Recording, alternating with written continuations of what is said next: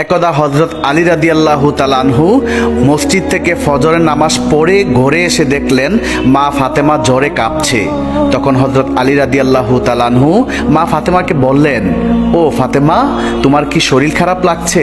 তখন ফাতেমা বললেন, আলী, আমার শরীরটা আজকে বেশি খারাপ লাগছে। আলী, আমি আজকে এমন একটা স্বপ্ন দেখেছি যে স্বপ্ন দেখার পর আমার আর কিছুই ভালো লাগছে না। অতঃপর হযরত আলী রাদিয়াল্লাহু তাআলা আনহু ফাতেমার কাছে স্বপ্নের ব্যাপারে জানতে চাইলেন। তখন ফাতেমা বললেন, আমি আজকে রাত্রে স্বপ্নে দেখলাম আমার বাবা আমার ঘরে এসে আমাকে খুঁজতেছে। আমি যখন বাবার কাছে গিয়ে দাঁড়ালাম তখন আমার আব্বাজান আমাকে বলছেন, মা, আমি তো তোমাকেই খুঁজতেছি। শোনো মা, আজকে তুমি রোজা রাখবে এবং সেহরি করবে আলীর দস্তরখানায় আর ইফতারি করবে আমার দস্তরখানায়। হযরত আলী রাদিয়াল্লাহু তাআলা আনহু জ্ঞানী মানুষ, এই কথা শোনার পর তার আর কোনো কিছুই বোঝার বাকি রইল না।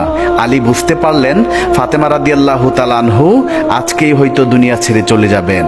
তারপর হযরত আলী ফাতেমার পাশে বসে কান্না করতে লাগলেন। কিছুক্ষণ পর হযরত হাসান হুসাইন ঘরের মধ্যে এসে দেখলেন তার বাবা মা কান্না করছে।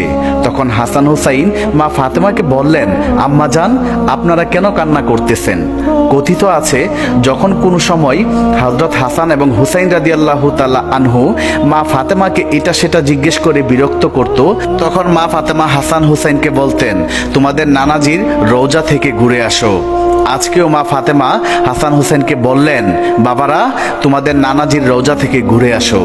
মায়ের মুখে এমন কথা শুনে হযরত হাসান এবং হুসাইন রাদিয়াল্লাহু তাআলা আনহু আমার নবীজির রওজার কাছে চলে যান।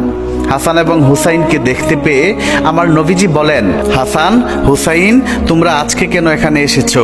তোমরা তো যখন খুশি তখনই আসতে পারবা। আজকে তোমরা সারাদিন তোমাদের মায়ের মুখের দিকে তাকিয়ে থাকবা। আজকে তোমার মা দুনিয়া ছেড়ে চলে যাবে। নবীজির মুখে এই কথা শুনে হযরত হাসান এবং হুসাইন রাদিয়াল্লাহু তাআলা আনহু আবার ঘরের মধ্যে চলে আসেন। এসে মা ফাতেমা এবং হযরত আলী রাদিয়াল্লাহু তাআলা আনহুকে উদ্দেশ্য করে তারা বলতে লাগলেন, আপনারা কেন কান্না করছেন আমরা বুঝতে পেরেছি। আমাদের নানাজি বলেছে আম্মা জান আজকে দুনিয়া ছেড়ে চলে যাবে। হাসান এবং হুসাইনের মুখে এই কথা শুনে হযরত ফাতেমা রাদিয়াল্লাহু তাআলা আনহা এবং হযরত আলী রাদিয়াল্লাহু তাআলা আনহু আরো বেশি করে কান্না করতে লাগলেন। সেদিন বিকালবেলা মা ফাতেমার শরীর আরো বেশি খারাপ হয়ে যায়। তারপর মা ফাতেমা হযরত আলীকে কাছে ডেকে বলেন, আলী, তোমাকে আমি 3টি কথা বলে যেতে চাই, তুমি কথা দাও আমার 3টি কথা রাখবে? অতঃপর হযরত আলী মা ফাতেমাকে ওয়াদা করলেন। এবার ফাতেমা হযরত আলীকে বললেন, আলী, আমার প্রথম কথা হলো, আমি তোমার সাথে এতদিন ঘর সংসার করেছি, আমার অনেক জানা না জানা অনেক অন্যায় ভুল ত্রুটি হয়তো হয়েছে, তুমি আমাকে ক্ষমা করে দিবা। তারপর হযরত আলী বলেন, ফাতেমা, তুমি এসব কি বলছো? তোমার মতো স্ত্রী দুনিয়ার কার ভাগ্যে আর জুটবে?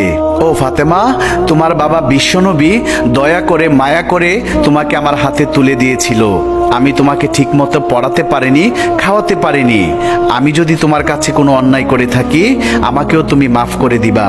তখন ফাতেমা বললেন, আলী, এই কথা বলে আমাকে তুমি পাপী করো না। তারপর হযরত ফাতেমা বলেন, আলী, আমার দ্বিতীয় কথা হলো, আমি দুনিয়া থেকে চলে যাওয়ার পর তুমি আরেকটা বিয়ে করে নিবা। আমি তোমাকে অনুমতি দিয়ে গেলাম। আর সপ্তাহে একদিন আমার হাসান এবং হুসাইনকে তুমি বুকে নিয়ে ঘুমাবা। তারপর মা ফাতেমা 3 নাম্বার কথা হিসাবে হযরত আলীকে বললেন, আলী, আমার 3 নাম্বার কথা হলো, আমি দুনিয়া থেকে চলে যাওয়ার পর আমাকে রাতের বেলা কবরে দাফন করতে নিয়ে যাইবা, যাতে করে কোনো মানুষ আমার লাশ দেখতে না পারে। কেউ যদি আমার লাশ দেখে ফেলে তাহলে তারা বুঝে ফেলবে যে নবীর মেয়ে এতটুকু লম্বা ছিল, এতটুকু মোটা ছিল। আমি চাই না কেউ আমার লাশ দেখে এটা বুঝতে পারুক।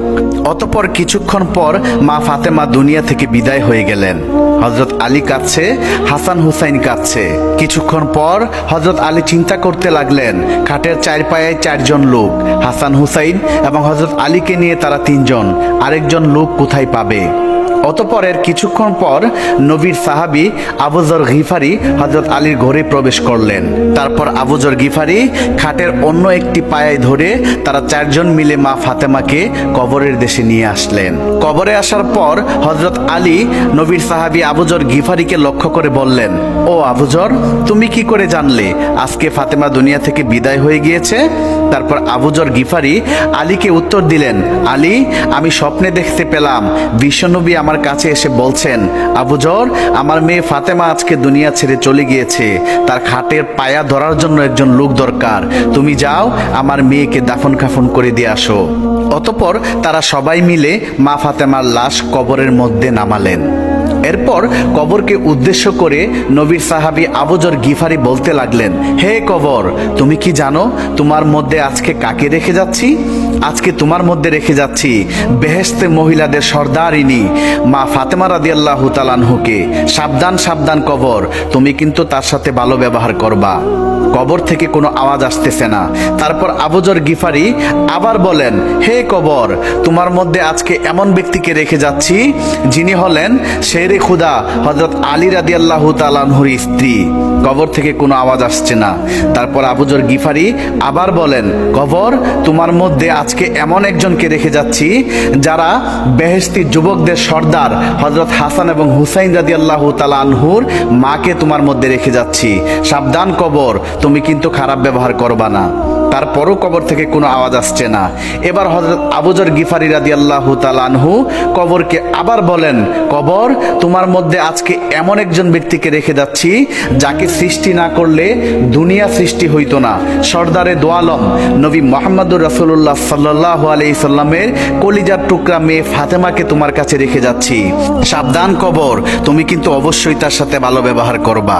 এবার আমার আল্লাহ রাব্বুল আলামিন কবরের জবান খুলে দিলেন।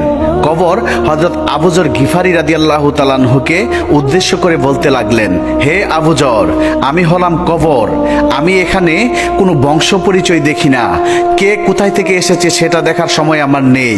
দুনিয়াতে যে আল্লাহ রব্বুল আলামিনকে খুশি করে আল্লাহর ঈমান নিয়ে আমার মধ্যে আসবে, আমি তার সাথে ভালো ব্যবহার করব। আর দুনিয়ার যে সমস্ত বান্দারা পাপী হয়ে আমার মধ্যে আসবে, আমি কবর তার জন্য ভয়ঙ্কর হয়ে যাব। তাকে আমি চাপ দিয়ে একটি পাঁজরের হাড় আরেকটি পাঁজরে ঢুকিয়ে দেব এবং আমার মধ্যে রয়েছে অনেক বিষাক্ত সাপ বিচ্ছু। এই সব কিছু ওই পাপী ব্যক্তিকে দংশন করতে থাকবে। কবরের এমন জবাব শুনে হযরত আবু যর গিফারি রাদিয়াল্লাহু তাআলা আনহু ভয়ে কাঁপতে লাগলেন। প্রিয় বন্ধুরা, নবীর মেয়ে ফাতেমা রাদিয়াল্লাহু তাআলা আনহা এবং বেহেশত মহিলাদের সর্দারিনী যিনি হবেন, তার বেলায় যদি কবর এই কথা বলে, তাহলে আমার আর আপনার অবস্থা কি হতে পারে একবার চিন্তা করে দেখুন। আল্লাহ রব্বুল আলামিন আমাদের সবাইকে আল্লাহর দ্বীনি পথে চলে আল্লাহকে খুশি করে কবর দেশে যাওয়ার তৌফিক দান করুক। সকলেই কমেন্টে লিখুন আমিন। বন্ধুরা, এই ছিল আমাদের আজকের ভিডিওটি। বন্ধুরা, ভিডিওটি যদি আপনাদের কাছে এতটুকু ভালো লেগে থাকে তাহলে অবশ্যই আমাদের চ্যানেলটি সাবস্ক্রাইব করে পাশে থাকা বেল আইকনটি প্রেস করে দিবেন। তাহলে দেখা হবে আবার নতুন কোনো ভিডিওতে। সেই পর্যন্ত সবাই ভালো থাকুন, সুস্থ থাকুন। আল্লাহ হাফেজ।